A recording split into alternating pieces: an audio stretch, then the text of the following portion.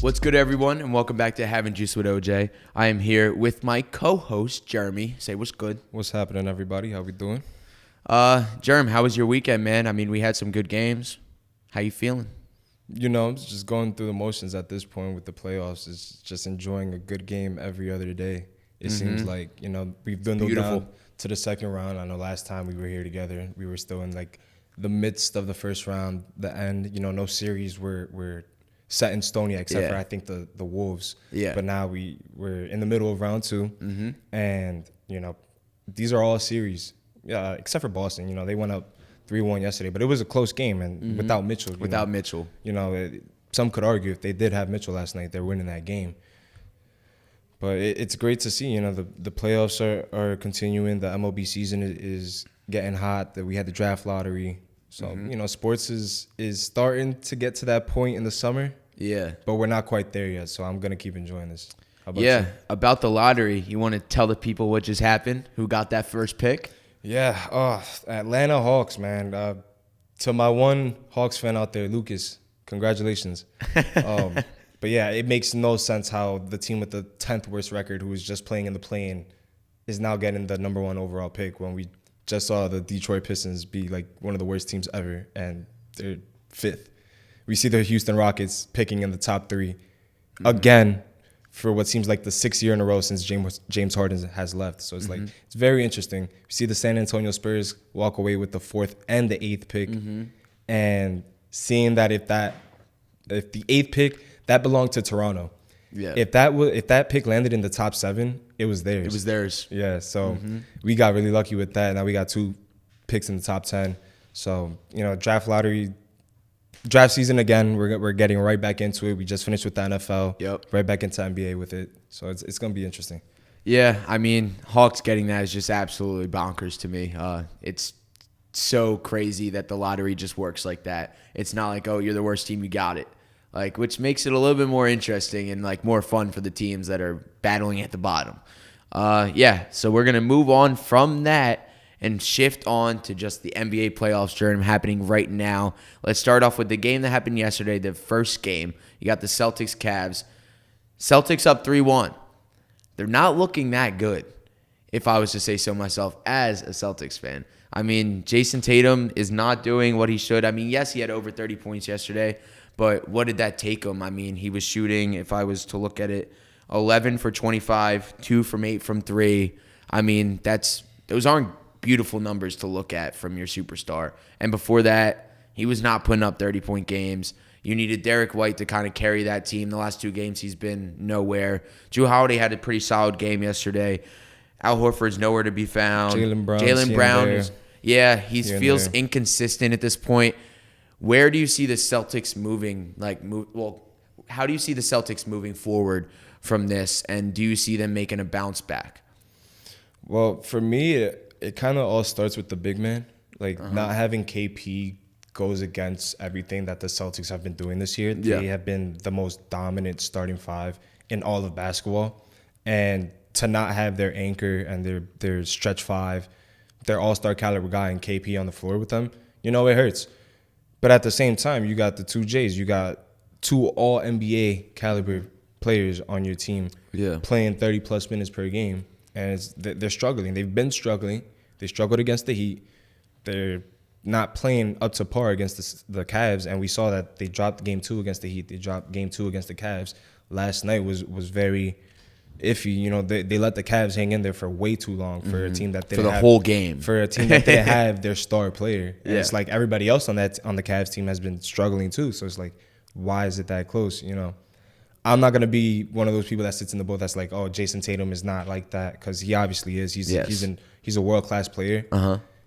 We've seen, he was 0 for 8 from 3 before last night's game or something like that. It was about that. He was 0 for 5 in one game, I'll tell you that. Yeah, and you know, the shot's not falling for him. And when the shot's not falling for him, I feel like Jason Tatum does get kind of complacent. He does kind of rely on that step back 3, that dribble pull up, the side step pull up. When it's like, bro, you're 6'8", 235, 240. Get down in there. Yeah, get your head down and burrow into the rack, get to the line.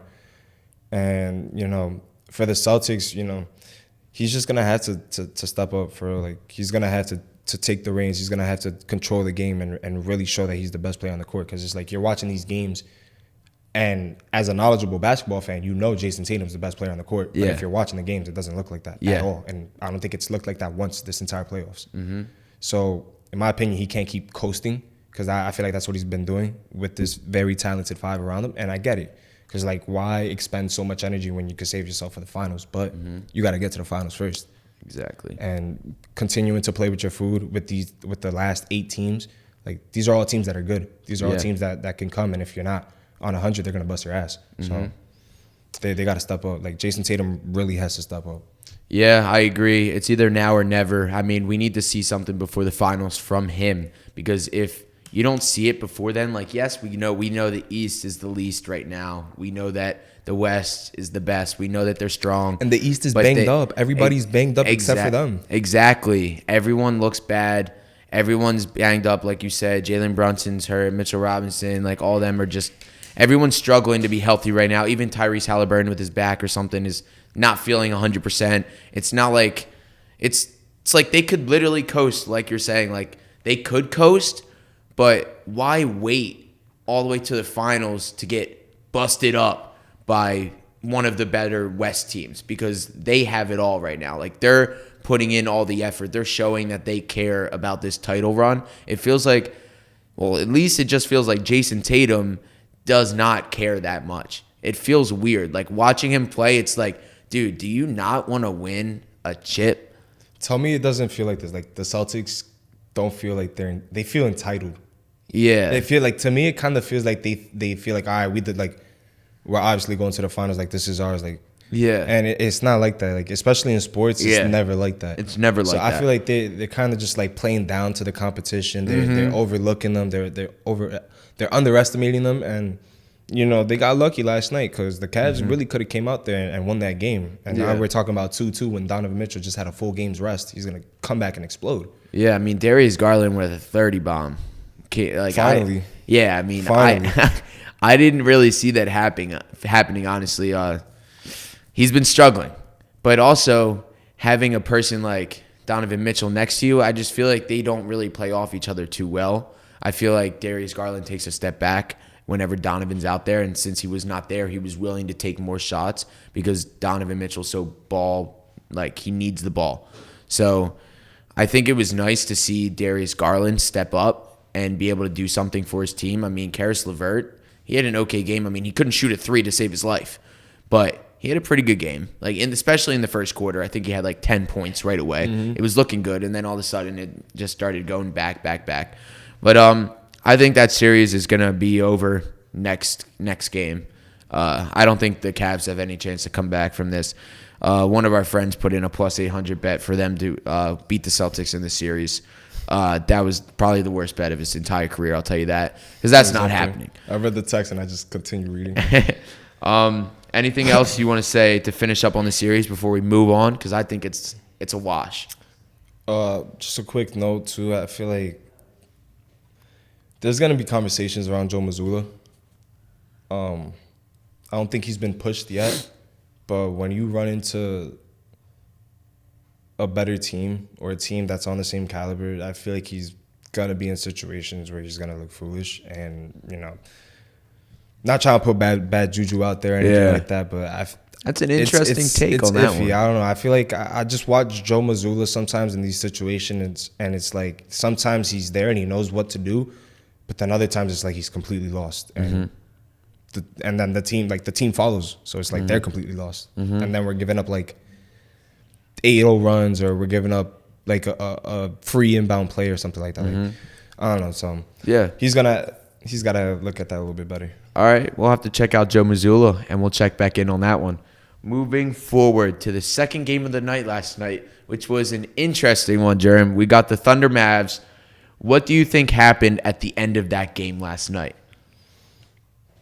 I don't know if it's more like is it more the Thunder won the game, or is it more the Mavs lost the game? Yeah. The Mavs lost that game. The Mavs, they lost that game. They were in every position to really put the Thunder away. You know, being up 10, I believe, early in the fourth, and you know they just start settling. They start settling. They're They're taking pull-up threes. They're driving and trying to get mid floaters over three people, and it's like, yeah, they started to get chippy. Things started to get chippy. Obviously, like that's how the playoffs are. Like teams are going to be competitive. They're going to be fierce. But I feel like once that happened in the third quarter, you know, when Luka and Derrick Jones Jr. and Derek Lively and all those guys started getting in each other's faces, you kind of saw like a tide switch. Yeah, I feel like you kind of saw like the Mavs started to become more flat after that, and you saw like the Thunder were able to create more turnovers, like off the back of guys like Case and Wallace. Like he had a great game last night. He was everywhere for them on both sides of the floor, hitting timely shots, you know, pickpocketing the Mavericks players and stuff like that. And yeah, I mean, Luka missed a free throw crucial down the stretch. PJ Washington missed a free throw down the stretch. Luka also shot terrible. Yeah, I mean, 6 for 20. His struggles continue. He's banged up with that knee. But it's also like the team itself. Like the team was on fire that game. Like Derrick Jones Jr. was on. Like he's become one of my favorite players to watch. He's completely turned his career around. He's signed with the Mavs on a minimum deal, and he's gonna make a lot of money this offseason. Like Derrick Jones Jr. has been great. PJ Washington had a good game. He's solid. Another it's like great acquisition for them. Like that was one of the best things they could have done is go out and get a guy like him. Yep, I and agree. He's high energy. He's everywhere for them. He hits shots, not always at a consistent rate, but he hits them. And it's like I'm trying to figure out. Like I'm trying to point to one specific thing that the Mavs did last night, but I can't. I feel like it was just a collection of things. Yeah, I just think it was bad shooting from the dynamic duo. I mean, Kyrie Irving, 9 and 9. Is what he had, 9 points, 9 assists. That's unacceptable from a superstar. That's what you have from like somebody on your bench. Rudy Gobert. That's what you have from a TJ McConnell. Rudy Gobert just got fined $75,000 for making an inappropriate and unprofessional gesture. What was that gesture? What? I'm gonna have to look. That just happened right now. Yeah, I just got the notification for that. That's beautiful. Even Daniel Gafford, I would say, for them, solid. He's been amazing. Yeah, he's solid. been amazing for them. It's like it's crazy because we're saying that those three pieces that they have on their team are doing so well, and then you've got Luka having an 18-point triple-double that gets overlooked because he's shooting 6 for 20 for it, missing a big free throw as a superstar, and then you've got Kyrie Irving shooting 4 for 11. Why is he only taking 11 shots? In my head, is what I'm thinking. Like that's your point guard. That's a dog. It's a champion. It's an all-star. You got to do more than that. So if I'm gonna point at anything, I'm gonna point at the dynamic duo. I can't speak right now, and just look at them and be like, you have to do better. Just like we looked at the Celtics and we look at Jason Tatum, and it's like you got to do better as the superstar. That's the only way you're gonna win. I mean, SGA came out there and gave you 34 and 8 and 5. I mean, he's the younger guy and he's out there balling on you. I mean, you just got to step up in those times. You cannot let those runs happen. Do you agree with that? I agree with that, and you know, Kyrie didn't have a good game at all, and we did see in what it was game 2, game 3, where he also was struggling, but he made his impact felt elsewhere. He was playmaking, and he was a hound on the defensive side of the ball.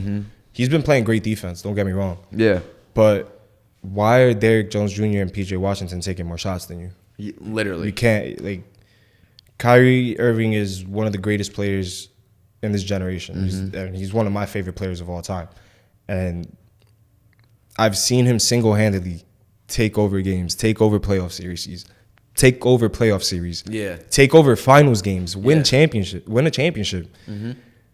And he was very passive. That was another thing. That's something I was really thinking about. Is like he was very passive last night. And when he's like that, it's hard for the Mavs to really get their groove going, because we saw in the first round when he was coming out in those second halves, having 20-point second halves, like the entire team was rallying on both sides of the floor. So Kyrie's got to be a little bit more aggressive, in my opinion. I agree. What do you think happens for the next game of that series after this one? Because that's a tough loss for the Mavs.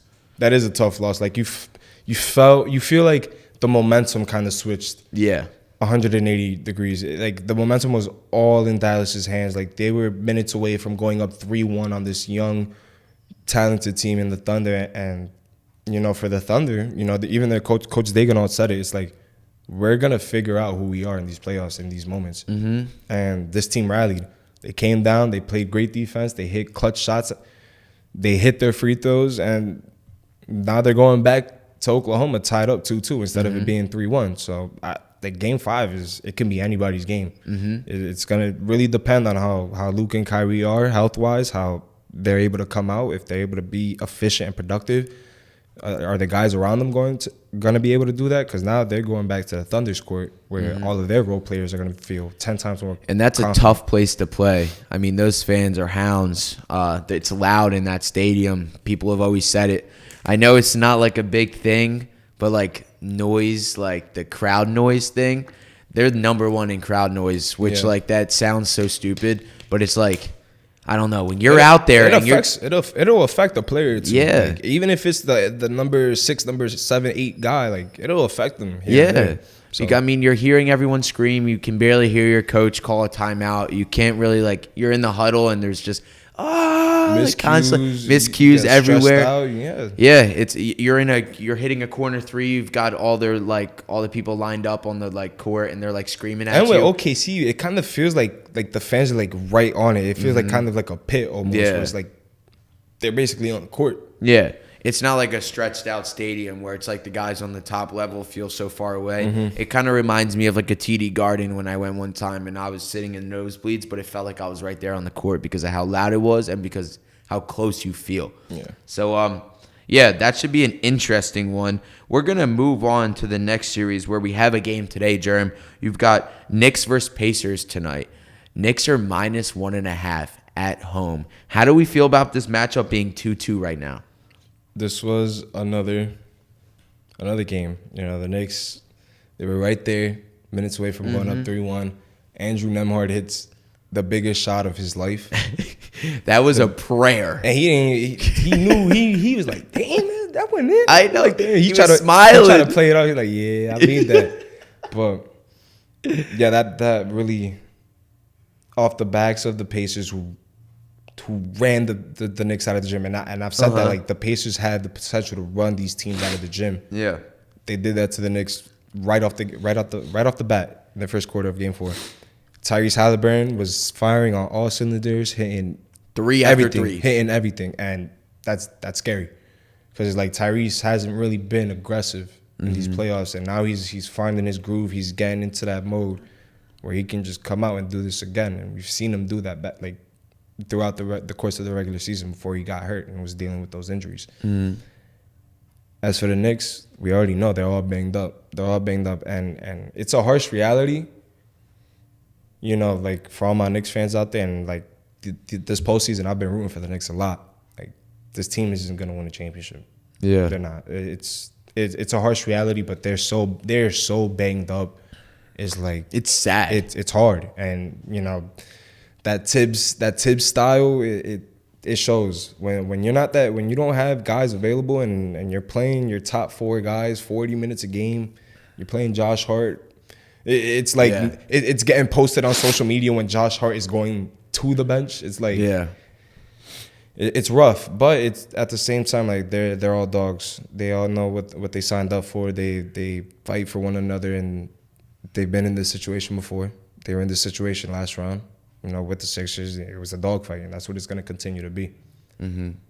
JB, if his foot's good, if his hand's good, they're going to be good to go. Yeah. They're going to step up. They're going to go as far as he leads them. Mm-hmm. But at the same time, it's hard. It's hard because at this point, it feels like they're hobbling. Yeah, I agree. I actually think Pacers take this game tonight. It's sad, honestly. I say that with actual sadness because, like you said, we have been Knicks stands, I guess you could say, because of this grittiness that they have. Because we love just watching them play. When they're healthy, though, and when you're not healthy, it becomes sad to watch because it's you're not getting the full version of them that you want to see. I mean, it's something I thought about it yesterday when I was up in New York talking to a Knicks fan. He was just talking to me about Julius Randle. And just he was he wished he could have seen him and how they would be able to play together in the playoffs. Because if you think about it like that, if they were healthy, Josh Hart would be coming off the bench. Josh Hart would be playing with the second unit and probably dropping 20 points on the bench every single time. And he would it would be a different role for him, but imagine that team. And even Dante DiVincenzo maybe would be seeing less minutes if that was happening with everyone healthy. When he was talking, I was like, wow, it's kind of like a fantasy to think about what that team would look like, because it's totally different right now. And Bojan. Exactly. Who's a shooter off the bench too, and it's like Alec Burks. We saw him start to get a couple minutes, and we all realized, damn, Tibbs, you kind of should have been playing Alec Burks a little bit more. Yeah, but it's at the end of the day, everybody knows that's that Tibbs style, that's that Tibbs method, and it hasn't really panned out for him. Yeah. So he's gonna have to reevaluate that as well. I said that about Joe Mazzulla, but really with Tibbs, you can see what he's doing only takes him so far. You can't, I don't know, it just doesn't make sense to really drill your guys into the ground when there's only so many of them already. Yeah, he definitely needs to figure out a different way, different play style, adding some extra minutes to different players, and kind of finding a different rotation at this point, because right now it's not going to hold up with Jalen Brunson. It's sad to say that, because I want to see him ball out every single night, give me a 30-40 burger, but that's not going to happen with his injuries right now. So I don't know how this series is going to go. I need to see how healthy JB comes out today, but it's kind of looking scary for the Knicks, and I think the Pacers could take this series now. Do you have anything else on this series before we move on to the last one? That's that. Go New York, go New York, go. Go New York, go New York. So for the last and final series, we have my favorite matchup. We've got the Nuggets Timberwolves. We talked a lot about this team, I feel like, both teams. Ant-Man, Jokic, Jamal, they're just Karl Anthony Towns. It's such a fun series, I think. I mean, being tied 2-2 makes the series so much more fun to watch, Germ. Would you agree? Yeah, and I'm gonna just go off on a tangent real quick. For all those people that was y'all not even Wolves fans for real. Don't get me wrong, I love Anthony Edwards. I love that he's getting all this love and support. But how are y'all just realizing who this kid is right now? Ant has been like this since he's come into the league. Y'all just mad casual. What happened to the Timberwolves sweep? I thought when they went up 2-0, they was gonna sweep the Nuggets, and the Nuggets were done for. There was never a doubt, bro. No. This is a championship team. They going for back to back. Jokic is the best player in the world, and he's not even playing to his level right now. It really feels like he's playing at 80%. It feels like Jamal Murray is playing at 80%. He was non-existent for the first 2 games of the series, and then he pops off. Aaron Jordan went crazy game 4, and now it feels like my guy Michael Porter Jr. is up for a big game. That's what I've really been thinking that for the past couple of days. I'm damn, Michael Porter Jr. is really up for a big game. He had a terrible game. He's up. He's really terrible. due. I think he's due for one. I think so too. 5 threes. And now we're talking about, Ant doesn't have no help. What are we talking about? He has the Defensive Player of the Year on his team. He has the Sixth Man of the Year on his team. He has a perennial All-Star, All-NBA player in Karl Anthony Towns on his team. He has Nickeil Alexander-Walker, who's revitalized his career since coming to Minnesota. Yep. What do we got? They got KD, but we got Jaden McDaniels. They got Jaden McDaniels on their team, who's an amazing player. So what are we talking about? The Wolves don't have any help. Yeah. No, they just got busted 2 games in a row. That's it. The Nuggets are a better team. Yeah. Come on now. I would definitely say the Nuggets have the better playoff experience. They're more of a playoff team. They're a championship caliber team. And that's the difference between a team like the Timberwolves, who has all that star power that they have, but it still does not beat out the Nuggets, because the Nuggets have been there. They have won just last year. So it's in the back of their heads. They know how to do this. They know how to come back from an 0-2 deficit. They know how to play to their strengths and weaknesses. They know that Jokic and Jamal do not have to play at 100% to win the series, which is the scary part. But you still have Anthony Edwards dropping you 45 bombs, but not finishing out the game. That's the scariest part of it. They lost the last 2 games. He had 19 points. I was like, okay, that makes sense. Ant Edwards didn't snap. Then the next game, Ant Edwards has 44, I think it was, or 47. Which one? I don't even know what it was. Yeah, he had 44. 44 points, and Game 4. they lost. they not even like lost by 2 points either. Like yeah, they lost by 8. Yeah, like I kind of knew that they were.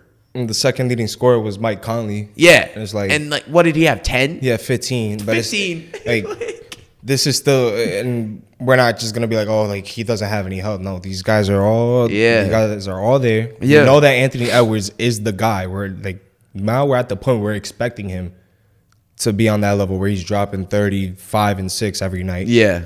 Everybody else needs to step up. That's the same thing as like if Tatum or if Brunson or if Jokic himself, like if they have those types of games, but everybody else doesn't do well, we're not saying, oh, they don't have no help. Yeah. We're just like, no, that everybody else around them has to step up. Mm-hmm. Donovan Mitchell. Yeah. Donovan Mitchell's been doing it the entire playoffs. Mm-hmm. Facts. Everybody on his team has been garbage. And Jared Allen not playing definitely doesn't help. That helps. That hurts a lot. But we're not sitting here talking about, oh, we understand that the Cavs, they do have some chemistry issues. But we understand, like, bro, everybody on that team is not playing good. They're not playing good at all. Yeah. So and it's the same thing here. But this is for one game, 2 games. Yeah. And now everybody's ready to throw in the towel on probably the best supporting cast in the league. Mm-hmm. If you're a superstar like Anthony Edwards. Yeah. It's going to be an interesting game tonight. Nuggets -3.5. What would you take here with Nuggets at home? Nuggets just won 2 in a row. Yeah. On the road. Going back to the Mile High after dropping 2 in the Mile High. The momentum's all in their hands. They win this game, this series is over. In my opinion, this series is already over. Wow. So I love Denver tonight. Back at home. They should be able to get it done tonight. I do not think that they can lose 3 straight at home. That's not a championship type of team that does that. I just cannot see that happening. And I can't remember the last time the Nuggets lost 3 straight home games. Yeah, I cannot tell you. Do I think it's a wash? No. Can I see this series going 7? Yes. I think it's a tough matchup. I mean, like I've said, Timberwolves have the best chance out of anyone, I would say, to take out the Nuggets. Now, will they? Who knows? Who knows? But I can see it happening. I do see a Game 7 in our midst. You know what this series kind of, not like a lot, but it's kind of reminiscent of that 2019 Eastern Semis Bucks Raptors. Mm-hmm. Or was that? No, that was East Finals. That was East Finals. That was East Finals. Giannis and them go up 2-0 on Kawhi. And we're like, the series is over. Like, Giannis is about to go to the finals. And then we see Kawhi and them come out the next 4 games and dominate. Yeah. And straight up dominate. And it feels very reminiscent of that. And it's like, bro, don't let Kawhi get 2. Yeah. Don't let Jokic get 2. Yeah. Don't let him get 3. They got 3, and then the series was over from there. So it's like, that's what you see happening. I do. Okay. Interesting. Well, Germ, to conclude this episode, unless you have anything else to say about that one. Nothing. We got one question from one of our Instagram followers because I posted a little hey, send us a question if you want us to answer something about the NBA playoffs. Literally 10 minutes before this episode, and we got one. So there we go. And so from our follower DB, my boy from high school too, who is the most impactful player in the playoffs right now and why? Who do you say, Germ? Yeah, with this question, there's only 2 names really come to mind. It's Jalen Brunson and Anthony Edwards. And in my opinion, I lean a little bit closer to Jalen Brunson. Mm-hmm. Now, the advanced numbers with usage rate and PER would tell you that Jalen Brunson is being used more and has a higher PER. And they kind of have similar stats, so that would kind of allude to the fact that Anthony Edwards is a little bit more efficient. Yeah. However, I think with the pieces around them, with the pieces around JB and the pieces around Ant, is they would have lost against the Sixers. And whereas, I think the Wolves could have still gotten past the Suns. Maybe not swept them, but I think they still would have gotten past the Suns. Mm. So that kind of was the lead determinant into who I picked. Mm-hmm. But at the same time, it's you can go either or. And I'm not going to fault you for it. And it's just those two. Yeah. I don't think there's anybody that's performed better than either of those two. Yeah. But I'm leaning a little bit towards JB. You're leaning JB, not Jaylen Brown, right? Not at all. I'm leaning Anthony Edwards on this one. I mean, I've been a fan this entire playoffs and before. You know this. I've been a fan since Georgia. I mean, Anthony Edwards is a dog. And I'll go to the stats. It's simple: 32 points per game, 6.5 rebounds, 5.6 assists, 56% free field goal, 44% from three, 83% from the line, 1.6 steals per game, basically 1 block per game. He's averaging 0.9. What isn't he doing offensively and defensively? Jalen Brunson, I would have said yes before the injury, and it's like sucks to say like, oh, injury is the reason why I think this. But after the last 2 games, I mean, he put up 16, 18 points. It definitely hurt his average, definitely hurt his team with the 2 losses. I mean, it's unfortunate to say that injury is the reason why I feel this way, but I say Anthony Edwards has been the most impactful throughout the entire series, versing what was said to be the scariest trio in basketball coming into this year, destroyed them, and then comes into this series against the defending champions. And even though they just tied up the series, the Nuggets just tied up the series, they still went up 2-0 at Denver in the defending champions' home. So, like, I still think that that's a feat for a 22-year-old, and I'm going to keep repeating that. He's 22 years old, ladies and gentlemen.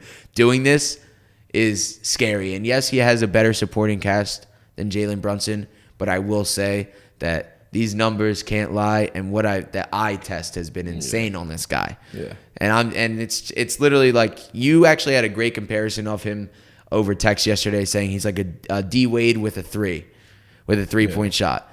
I agree. I think that's a great comparison, Germ. Yeah. I got to go Ant-Man on this one, but I do like your Jalen Brunson pick. Yeah, and it's not to take away from Anthony Edwards again, because like I said, bro, like he's been the 1B, 1A, 1B player in these playoffs. But for me, like, to combat that, like, I say, like, we saw Jalen Brunson put up 40 plus in 4 straight playoff games. Joining elite, the most elite of elite company. Yeah. And it seems like every time there's obviously in the first series, because we saw the point differential end up being 1 in favor of the Knicks.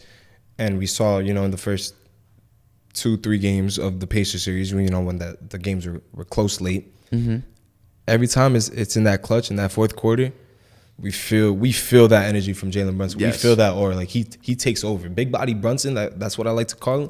Like, he takes over. He takes over in the fourth quarter, and it's like, yeah, Ant does that too, but I don't feel it to the level that JB does. And JB, like, he just takes over, and the whole arena, the whole bar. Everyone knows he's gonna take that midi shot to that mini fade, and then he just pulls up, and then he comes and he pulls up for a 3 in transition, and he spanks, and it's like, damn, it is like everybody's jumping. Yeah, so that's like JB has made these playoffs amazing. Mm-hmm. So that kind of goes into it as well, like that hype factor. Yeah, you guys have to let us know. Which one do you think? Is it Jalen Brunson? Is it Anthony Edwards? Which one's the most impactful player? Or is it somebody else we didn't say? Or is it somebody else? It could be Jokic. Shea? Could be other people. Could be Shea. Who knows? Let us know in the comments. Like, comment, subscribe. Thank you guys so much for watching, and we out.